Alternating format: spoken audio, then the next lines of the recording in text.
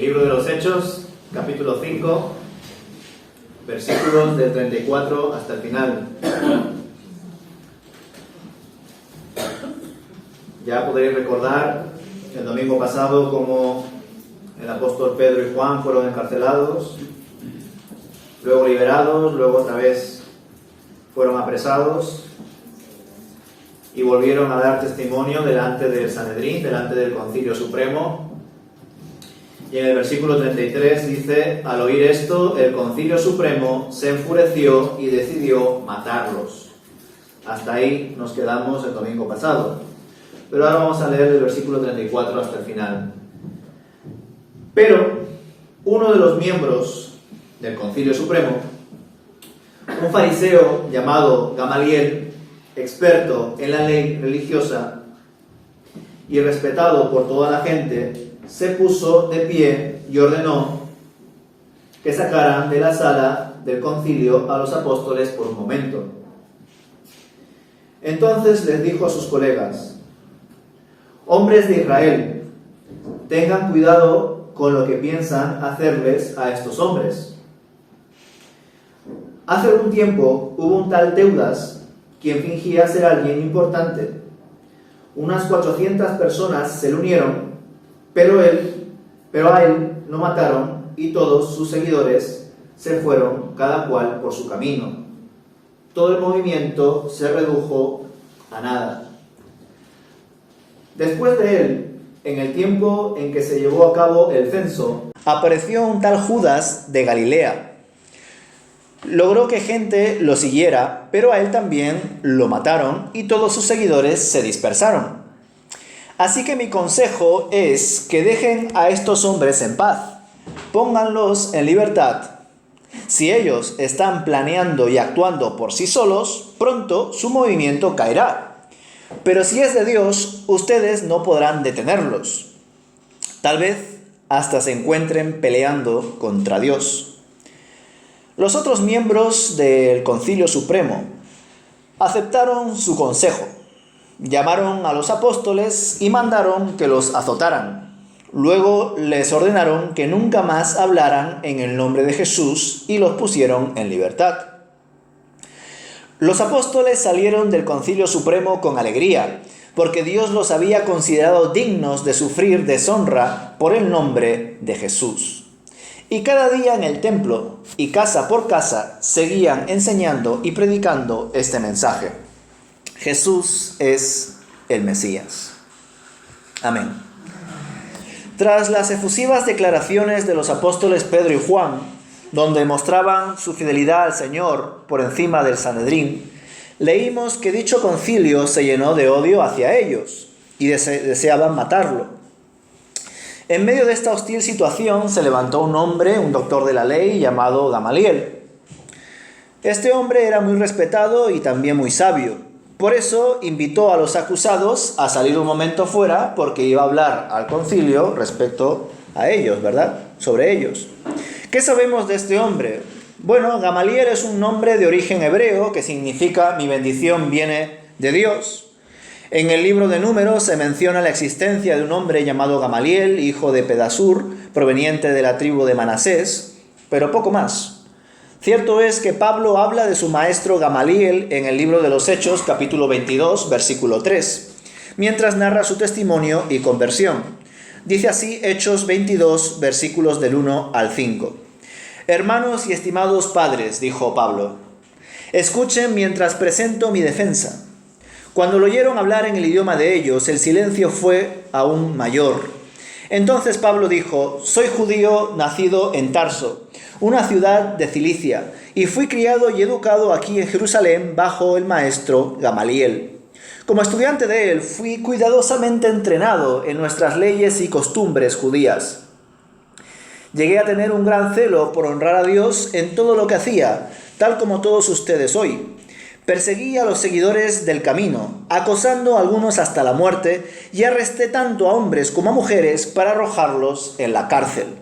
El sumo sacerdote y todo el consejo de ancianos pueden dar fe de que esto es cierto, pues recibí cartas de ellos, dirigidas a nuestros hermanos judíos en Damasco. las cuales me autorizaban a encadenar a los seguidores del camino de esta ciudad y traerlos a Jerusalén para que fueran castigados. Bueno, paréntesis, ya sabéis que en ese tiempo se le llamaba a los del camino a los cristianos, ¿verdad? Bueno, según un artículo de cierto peso, Gamaliel era nieto de un famoso rabino llamado Hillel. Y al igual que su abuelo, Gamaliel era un fariseo diplomático. No buscaba aplicar la ley del Antiguo Testamento de forma severa, lo cual contrastaba con su contemporáneo, el rabino Shammai, quien era muy estricto con las tradiciones judías. Parece ser que la figura de Gamaliel fue elogiada por su sabiduría.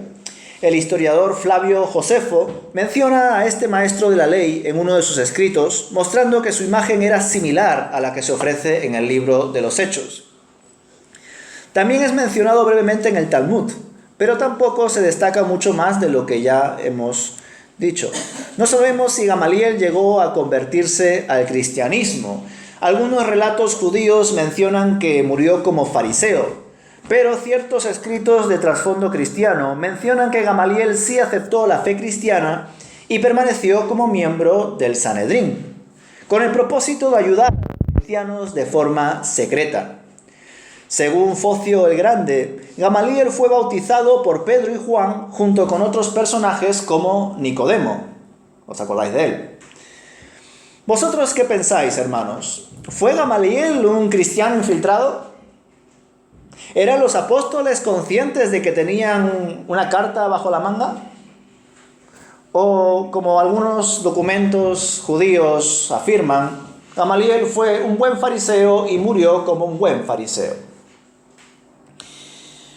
Personalmente me cuesta pensar que Gamaliel se haya convertido verdaderamente al cristianismo. No sé cuál es vuestra opinión o investigación. Y que haya permanecido en el Sanedrín solo para facilitar el avance del cristianismo. Personalmente me cuesta pensar eso porque me parece una estrategia meramente humana y no una obra u orden por parte de Dios. Además, ¿cómo podría ser Gamaliel cristiano y a la vez permanecer en un concilio tan corrupto como el de Jerusalén? ¿Es posible? ¿Es posible hoy en día ser un cristiano verdadero y estar metido en partidos políticos u organizaciones que están corrompidas o que no representan al 100% la voluntad y la palabra de Dios? Esto es sin duda una pregunta muy relevante, ¿verdad? En efecto, la figura de Gamaliel es una figura muy enigmática, hermanos.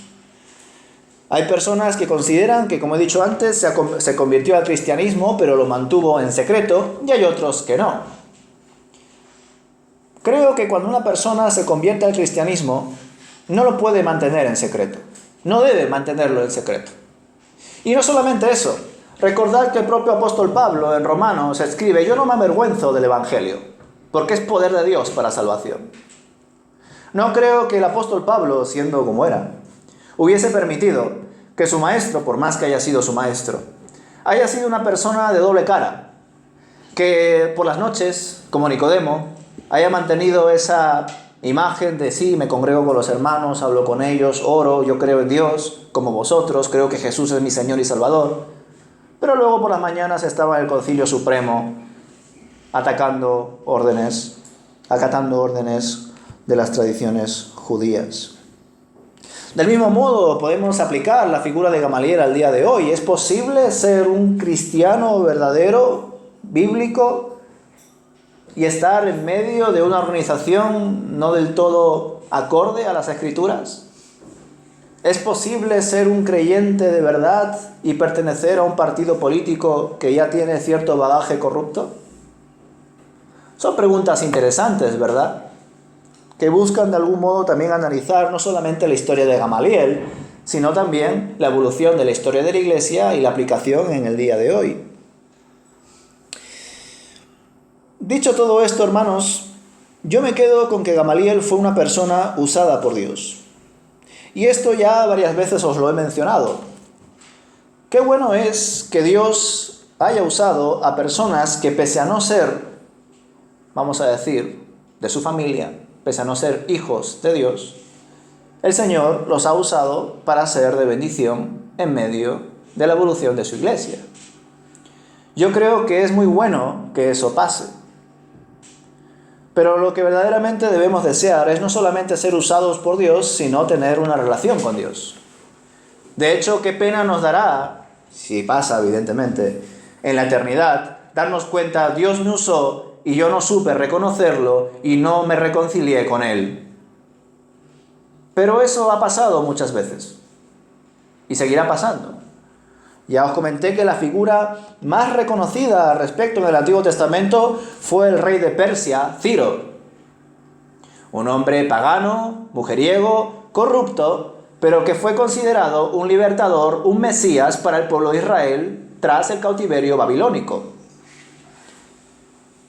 Ciro no tenía ningún temor de Dios, del Dios de Israel al menos, ya que él creía, o mejor dicho, aceptaba muchísimos dioses por sus mujeres, no por él mismo. Sin embargo, Dios usó a Ciro como un libertador para su pueblo. Desgraciadamente, hermanos, en las iglesias se levantarán muchas personas, incluso habrán muchos pastores y predicadores que habrán sido de bendición, habrán sido usados por Dios, pero no han tenido una relación con Dios. Por un lado, qué bueno, porque pese a no haber sido verdaderamente creyentes, Dios los ha usado para ser de bendición a la iglesia. Pero por otro lado, qué mal, porque una persona que ha hablado de Dios, que ha estudiado la palabra, que se ha formado en ella, y sin embargo no tiene una relación con el Dios de la palabra. Qué mal, pero es posible. Como digo, yo me inclino porque el Gamaliel verdaderamente no se llegó a convertir. Es más, esa teoría de que Gamaliel se pudo convertir y por eso se quedó en el Concilio Supremo para que de algún modo pueda mover los hilos y dar cierta libertad a que el cristianismo se expanda, no solamente, como he dicho antes, me parece un criterio muy humano y no de Dios, sino que además no se sustenta con la palabra. No hay que avanzar demasiados capítulos en el libro de los Hechos, hermanos, para darnos cuenta de que el Sanedrín empezó a ser implacable con el cristianismo. Es más, básicamente hay que pasarnos 2 capítulos. Capítulo 7, discurso de Esteban y martirio de Esteban.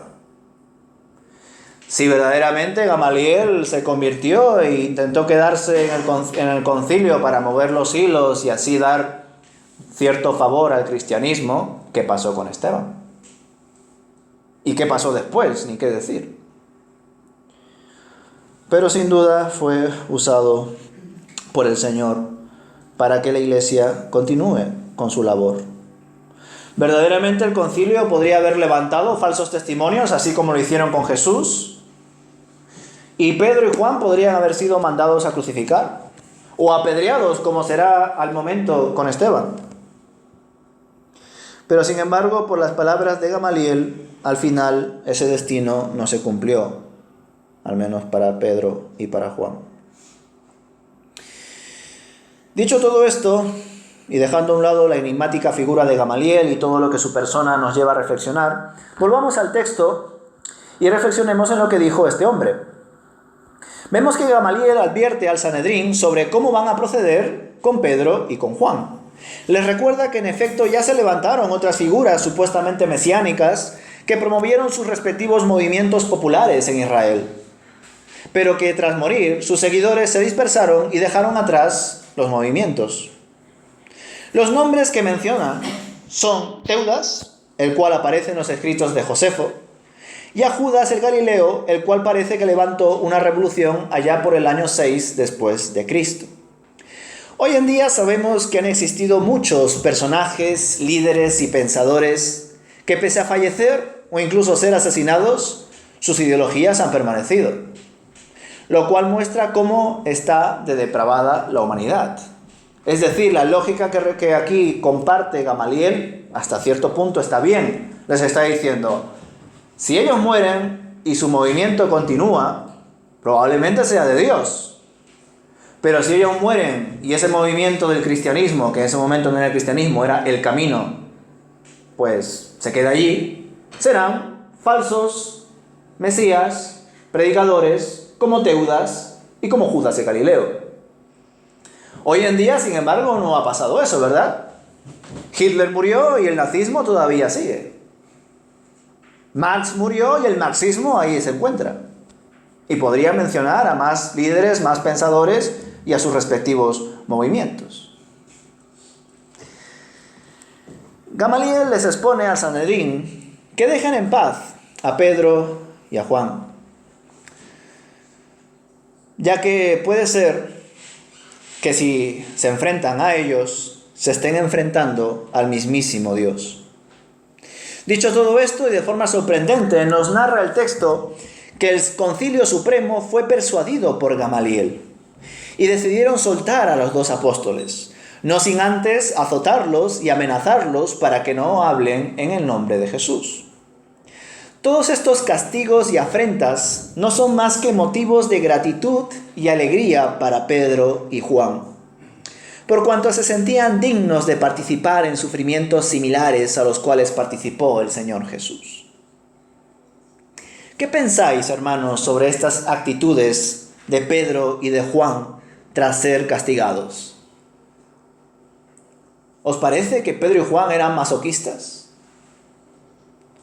¿Os parece que Pedro y Juan estaban locos? ¿Os parece que Pedro y Juan tenían un buen entendimiento de su fe? Les habían amenazado de muerte, les habían azotado y ellos estaban gozosos. ¿Creéis que esto podría pasar ahora o tampoco? ¿Creéis que los cristianos debemos de expresar y vivir más nuestra fe hasta tal punto que la oscuridad se vea amenazada por nuestra luz, como hemos cantado? ¿O mejor nos quedamos debajo de la mesa? Así no molestamos a nadie, ni nadie nos molesta a nosotros. Llevamos varias semanas reflexionando sobre los desapegos que manifestaron la primera comunidad de creyentes. Y ciertamente varios piensan que eso era algo para ese tiempo y que si lo es para ahora sería muy difícil de aplicarlo. Eso de que todos los que se conviertan pongan las cosas en común, como lo hicieron los primeros creyentes tras Pentecostés, eso es algo que era para ese tiempo.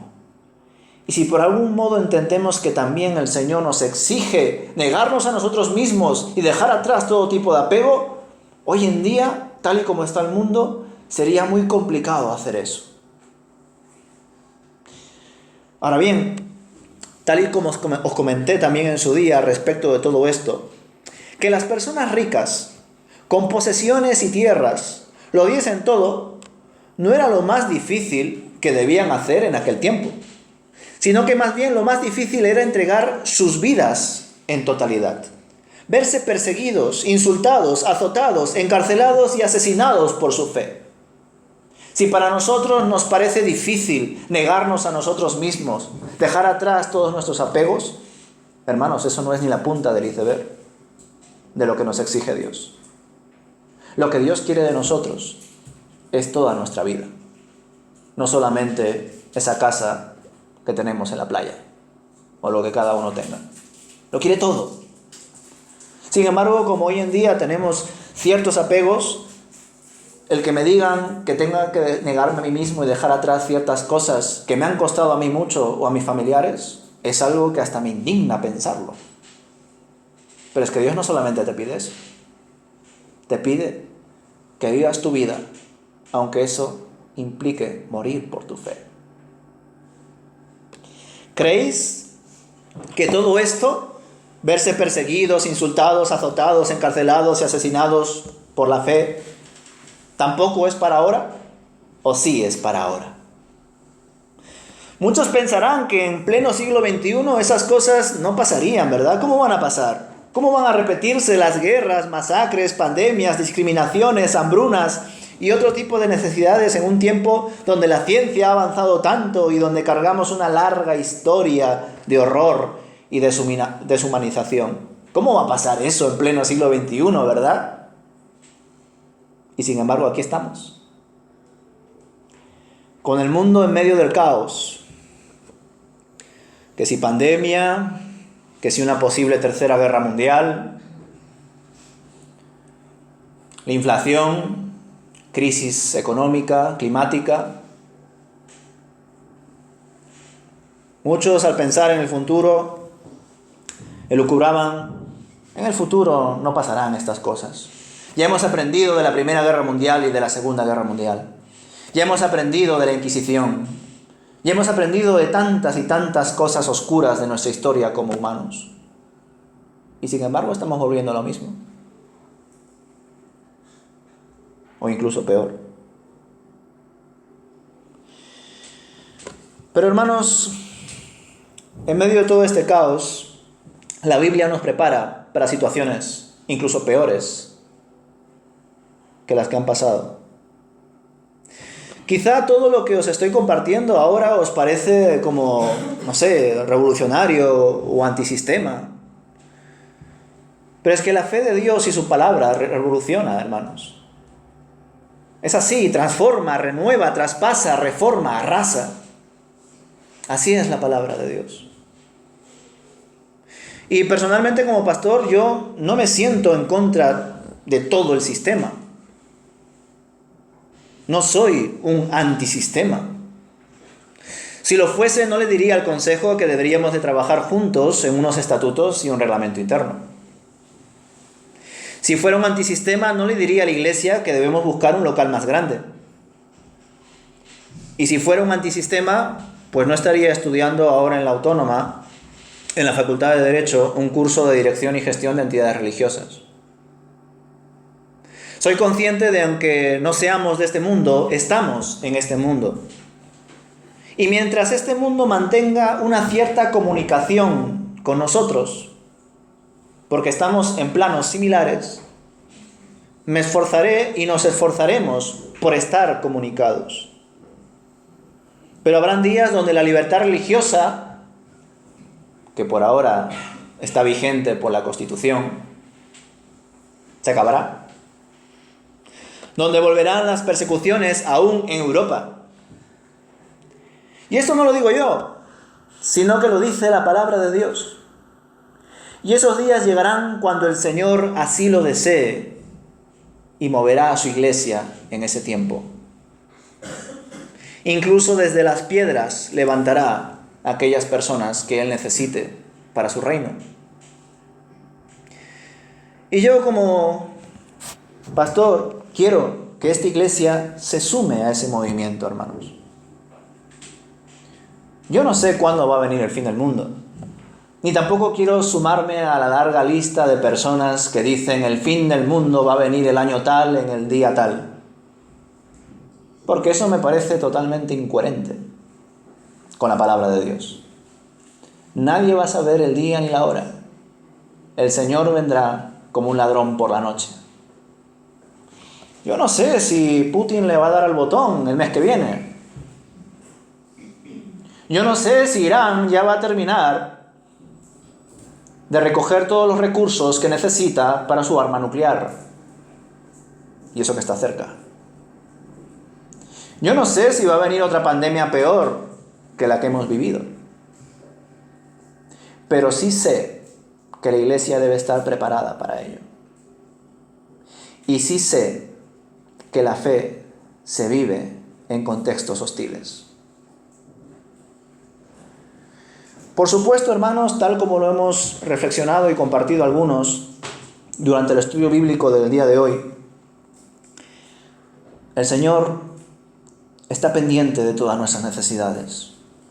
El Señor usa cualquier circunstancia. Dios nos bendice y nos acompaña incluso en medio de pequeños problemas o asuntos circunstanciales del día a día. Pero la fe de Dios, hermanos, está enfocada en su esencia, en el reino, en su justicia. Lo demás vendrá por añadidura.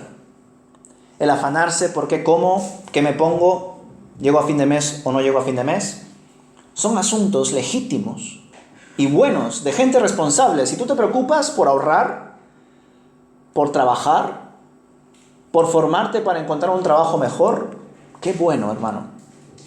Eso es bueno.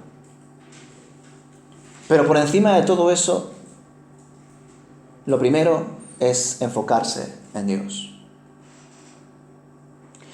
Y soy consciente de que a lo largo de la historia de la Iglesia, muchísimos cristianos han no solamente vivido, sino construido una forma de vida cristiana totalmente distinta a cómo se vivía el cristianismo en el Nuevo Testamento y a cómo se vivirá el cristianismo según Apocalipsis.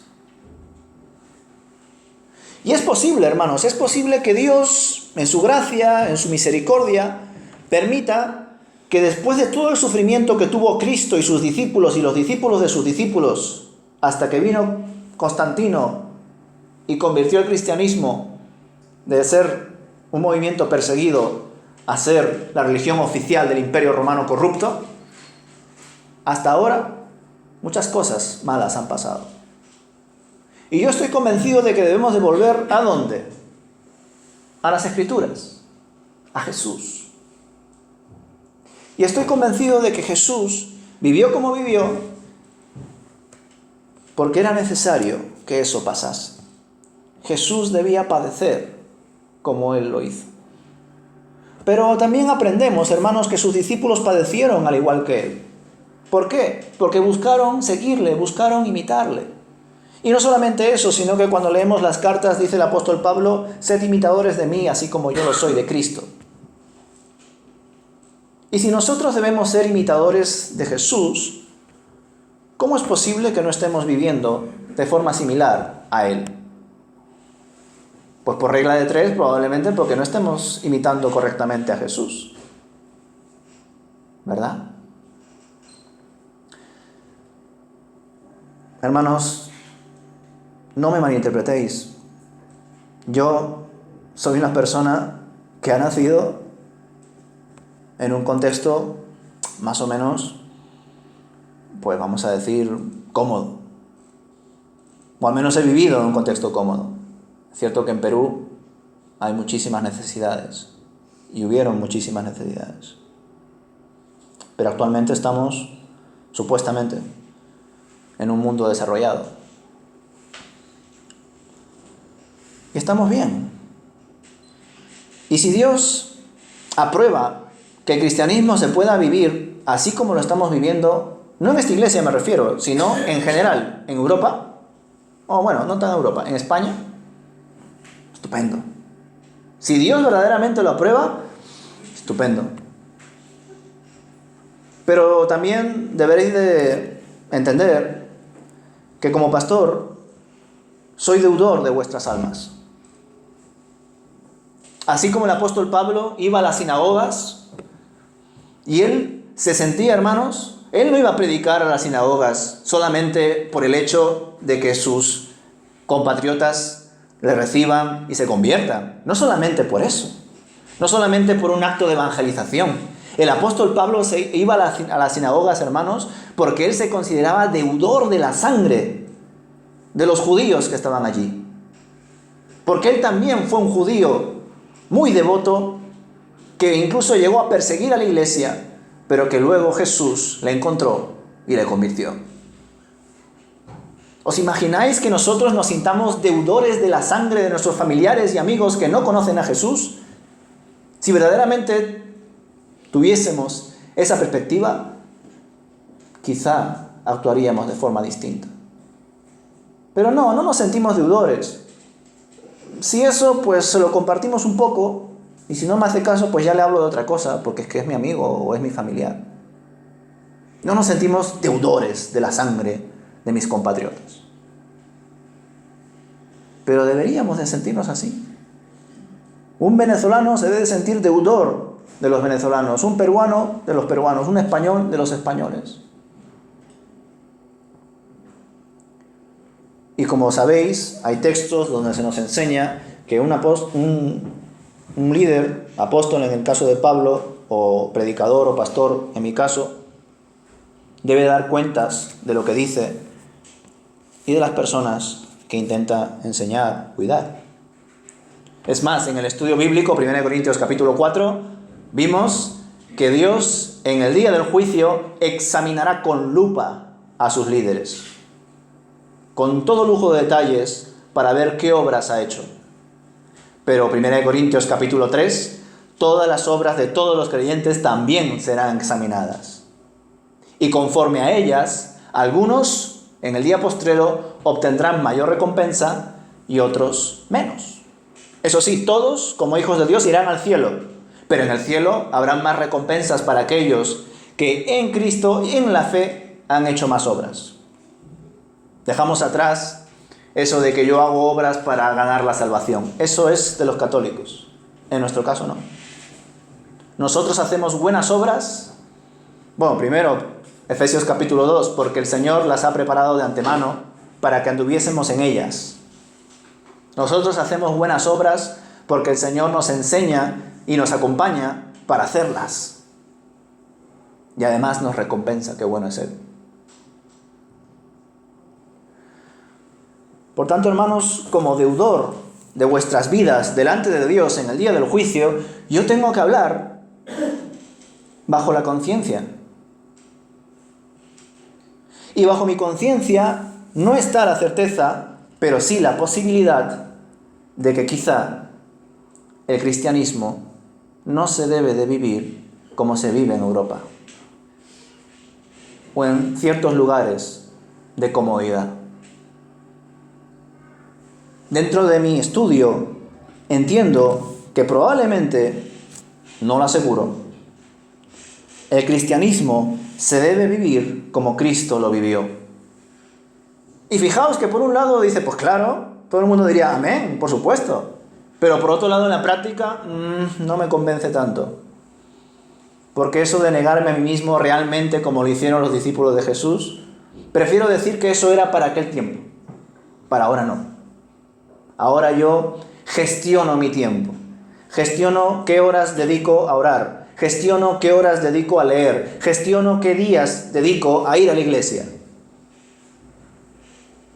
¿Es verdaderamente eso lo que quiere Dios de nosotros? Esa forma de administrar la fe después de la corrupción del cristianismo tras volverse religión oficial por Constantino en el Imperio Romano, ¿es la forma verdadera de vivir la fe?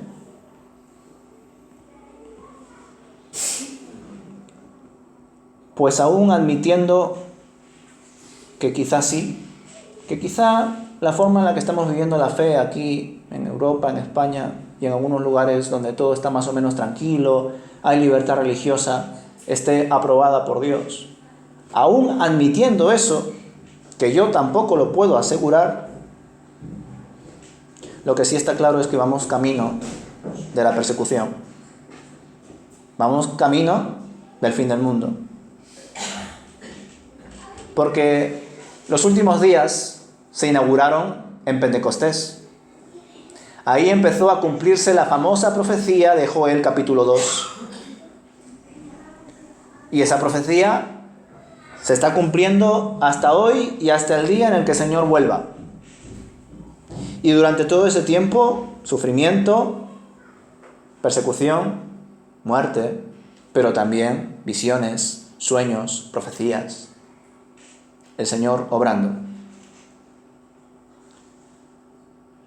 Y por eso, hermanos, yo creo que cuando leemos estos textos del libro de los Hechos, sabéis que vamos a predicar todo el libro de los Hechos, por ahora estamos terminando el capítulo 5, creo que no solamente debemos de leerlo como algo histórico, como algo anecdótico y característico de la historia de la Iglesia, y qué bien, qué bueno, qué testimonio de fe, a ver cómo lo aplico a mi vida, pues en cosas que no tienen muchas veces nada que ver a cómo lo vivían los discípulos de Jesús. Sino que también todos como Iglesia nos planteemos la posibilidad de que quizá la vida cristiana hay que vivirla de forma muchísimo más fuerte en nosotros, convincente, integral. Pero una vez más os comparto que yo no estoy tampoco diciendo que sea así. Porque si yo llegase a aseverar que es así y punto, estaría llegando a afirmar, hermanos, de que todas las iglesias que se encuentran en un contexto acomodado de libertad religiosa están viviendo en pecado. Y eso es una aseveración muy fuerte. Es como aquellos pastores y predicadores que dicen que una mujer no puede ni predicar, ni presidir, ni enseñar, ni hacer absolutamente nada en la iglesia. Y los hay. Y esos predicadores que dicen eso, están afirmando también que todas aquellas mujeres que se atrevan a enseñar, presidir, predicar y pastorear, son mujeres que están usurpando a la iglesia, que están inventándose su llamado por parte de Dios. Por tanto, es, desde luego, una aseveración muy fuerte. Por eso yo no lo asevero. Yo no asevero de que sí o sí el cristianismo se deba vivir exactamente como Jesús y sus discípulos lo vivieron. Pero voy camino a ello. Y voy camino a ello porque creo que debemos de ceñirnos en Jesús, no en lo que dijo el teólogo tal, o el predicador que me gusta en YouTube, o el pastor de mi iglesia local que está ahora, o en mi padre, o qué sé yo. Nosotros debemos de ceñirnos en lo que enseña Jesús y en lo que su Espíritu transforma en nuestras vidas, trabaja en nuestros corazones.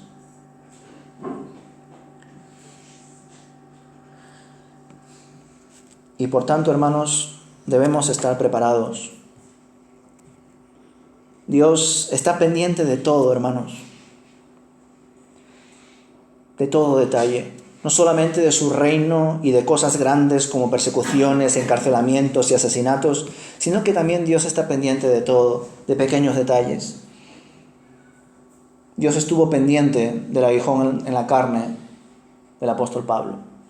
Jesús lloró cuando murió su amigo. Porque aquellos detalles más cotidianos, como la muerte de un ser familiar o una enfermedad, Dios también está allí. Por supuesto que sí. Pero quizá hemos cogido la balanza y nos hemos ido solamente a una parte de la balanza.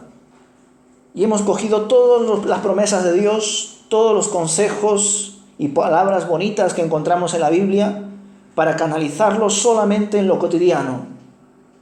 Todo lo puedo en Cristo que me fortalece. ¿Y en qué contexto lo digo? ¿En el contexto de encarcelamiento y sufrimiento del apóstol Pablo? No, a mí nadie me dice nada por mi fe. Entre otras cosas porque ni lo comparto con nadie.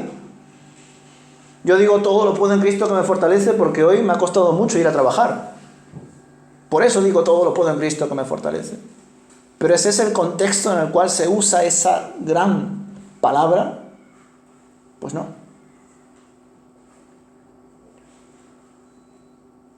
Como he dicho antes, hermanos, puede dar la sensación de que ahora me estoy yendo al otro lado de la balanza.